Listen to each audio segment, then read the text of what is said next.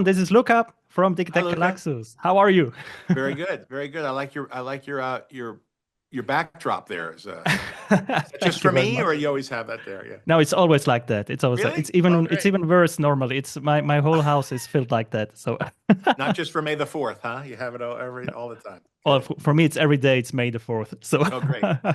no, thank you very much for having me here. It's so nice to meet you. And yeah, let me start right away with those first reactions to the first teaser released back in September. They were a little bit mixed. Many fans talked about the Mandalorian and Grogu still looking a little bit like a very expensive episode from a TV show, not Uh-huh. like a proper Star Wars movie. Did you ask yourself while making the movie how to walk that line between delivering, a proper cinematic experience and not betraying the vibes of the show that made this character so beloved?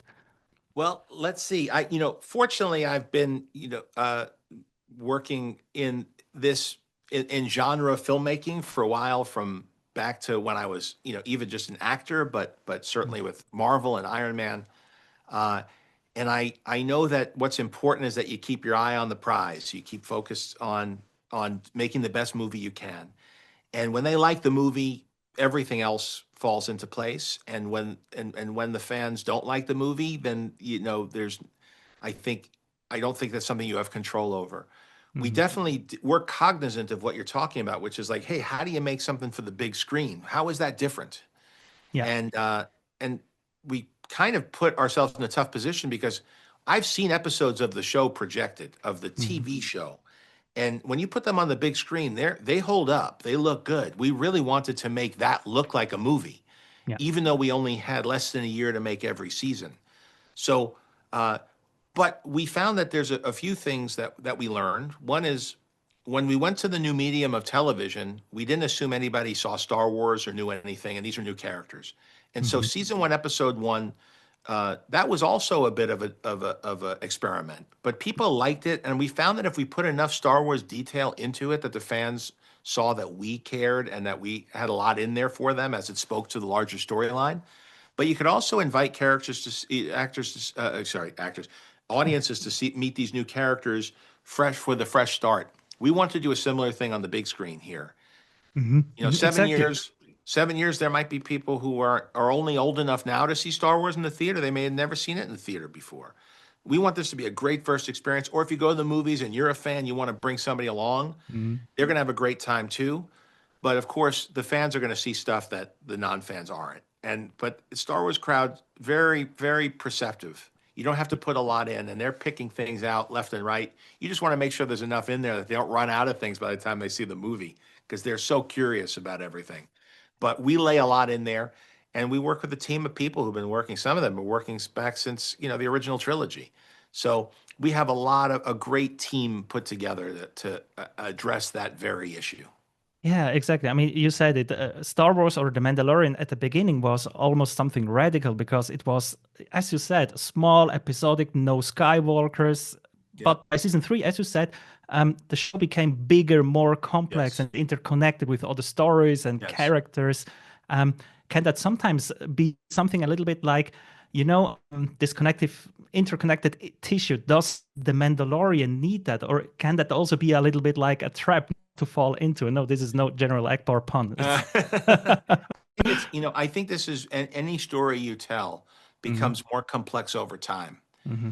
And so there's something very freeing about pruning back stories and characters, which is why you see, I think, reboots or, I'm very curious to see the new Spider-Man movie. Yeah. A lot had developed around that, and by the last one, the one that I was in, you had different Spider-Mans in there, different villains. Things grow in complexity, stories grow in complexity over time. Hmm. And much like a garden, you want to sort of prune it back sometimes and get to the core. I Yeah. think moving to this medium allowed us to, see. We were getting into season four, thinking that that's where we were going to go Hmm. before the strike, and that was, that was continuing the story as it was and tying into things that I knew were coming from working with Dave. Uh, but when you come to the big screen, it gives you another opportunity, like we did with season one, episode one, to prune back and start with the very core foundation of what this show was about and what this movie's about, which is character of Grogu, who most people are familiar with that archetype, and they know him from either social media or from toys or from other media. And then you have the battle-hardened warrior of the Mandalorian. And as long as you understand that dynamic, which, by the way, whether it's Duncan Egg or the Yeah. professional or Logan, or hard boiled, there's a dynamic here that people are familiar with, and it's set against the world of Star Wars, but this could also be an introduction to Star Wars. That was what had in mind, and so it also takes a lot of pressure off of the storytelling, especially for a two-hour story, Yeah. where you don't have time to get into all the complexities of the interconnected universe. Yeah. Right, exactly. Speaking of pressure, now it's going to be the first Star Wars movie since 6 years. The last one was The Rise of Skywalker back in 2019, and now you're bringing back Star Wars to the big screen. Do you feel, speaking of pressure, do you feel pressure for that? Did anyone at Lucasfilm maybe tell you, please don't mess that up? It's important. No. It's we feel pressure every time fortunately, I don't ever feel that.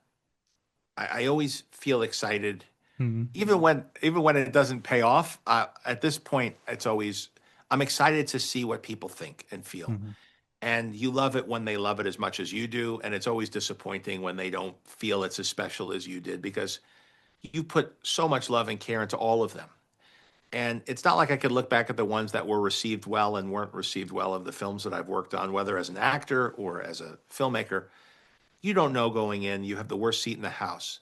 I think you always feel the pressure, not so much because of the stakes of what this all is, but because you don't want to let your audience down. You want people to, it's like I learned from if you cook a meal, you want people to think it's delicious and finish it. And if people leave over on their plate what you made, it makes a chef sad. And I think a filmmaker's not that different. Yeah. I think we love it when we make people happy. That's what we get into this business for. There's other careers that you could pick that are easier, but there's something about the feeling of the appreciation of a crowd and giving them a fun 2 hours, especially right now in this moment in time. That's a valuable thing. And if we can make people cheer together and come together, I think people really yearn for a communal experience. And I remember how I felt in Star Wars, every up, every down, being scared, being laughing, relief, excitement, exuberance. Like, George Lucas knew what he was doing. Yeah. We all felt something when we saw it. It's happened again and again throughout, not just in Star Wars, but especially in Star Wars. And you see each generation come up and they connect with the movies that were coming out when they were a certain age, when you're hitting that sweet spot, just coming into your teens, like that's the end, hitting the double digit age. I was like, I was 10, some I'm people still see it here younger. with all this stuff. I think that's what it is. I think it's the memory of how you felt then and introducing new audiences to it. And I go to like Star Wars Celebration. And what's great is that you'll see people like me who grew up with the, Darth Vaders and Boba Fett's and all that and Luke Skywalker. And then you'll see people who came up from the prequels. And then you'll see people who are like, dressed as Rey or from the animated show. And they're all hanging out together. It's one big community. And even though we all connect most sincerely with whatever our generation was of it, Star Wars has gone on for 50 years now, close to 50 years. Yeah. It's amazing it's endured that much. It just shows you how much we were connected to it. And you're passing it down to your kids too. That was what was cool about this, even the show, was people watching it with the kids and the parents were watching together. Yeah. That doesn't happen a lot now. No. Everybody's got their own algorithm. Everybody got their own feed, their own login. Even if you go on Netflix, if I turn on Netflix, I see, oh, that's my wife's account. That's not my account. That's it looks totally different. We're in different realities, Yeah. And that's the nature of technology and the algorithm. And that's why, it targets what you like already. Yes. The movies, when they work good, I want you to be able to pull in somebody who may not have seen Star Wars, think they like Star Wars. I want to win them over. I want to get them. I want you to show them and them to see. They say that was a good time. you know? Oh yeah, yeah, And I and I think think that's you and your team created something fantastic with the Mandalorian, something unique, and yeah, really, you really revived Star Wars. I think at a thank you. point where it was almost no, never forgotten, but gone for a while. And yeah, I can't but thank you Thanks. from the bottom of my Well, heart. you're welcome and thank you. There's a lot of good stuff on there now too. Like I think each generation there's stuff been popping up all along. I'm just watching the mall show now. Yes, That's really impressive. fantastic, terrific. Totally different than this, but still Star Wars. You know what I Yeah. mean? So there's a lot of Mhm. room. There's a lot of room for different tastes, and that's good for the audience. It does not everything has to be targeted for everybody, but they all fit together. And hopefully this one's going to be a good time, and people are going to check it out and Mhm. have fun. And maybe that gets them to do a little digging around because there's a lot of Star Wars. If you get introduced to Star Wars and you dig it, there's a lot of good Star Wars that's been there for decades. So and Absolutely. next year, New Hope's coming out again. Yep. Yep. I'm excited to see that in the Oh theater. my God, I can't wait. I can That wait. thing shakes the rafters, man. I don't know if we've ever outdone it, but that's certainly for me. That's